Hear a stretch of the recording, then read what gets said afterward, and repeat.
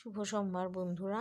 তো প্রতি সোমবারের মতোই আমি আজকে আমার ঘরে বাবার মাথায় মানে ভোলানাথের মাথায় দুধ ঢাললাম, নন্দীর মাথায় ঢাললাম।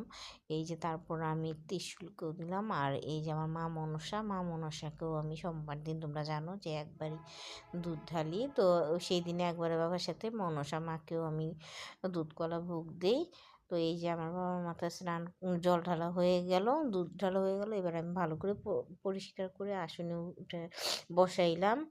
এই যে দেখো, আজকে আমি দুতরা ফুল, নীলকণ্ঠ ফুল আর আকন্দ ফুল, 3টা ফুলই পাইছি। আমার খুব ভালো লাগতেছে। আর বেলপাতা সব কিছু দিয়ে খুব সুন্দর করে সাজানো হয়েছে। এই দেখো আমার ঘরে ভগবানের আসন, সব ঠাকুরকে কত সুন্দর লাগতেছে, তাই না?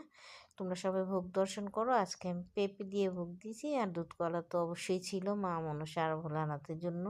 তো তোমরা সবাই ভোগ দর্শন করো। আর আমার ঠাকুরের পরিবারটা কেমন লাগতেছে আমাকে জানাবে।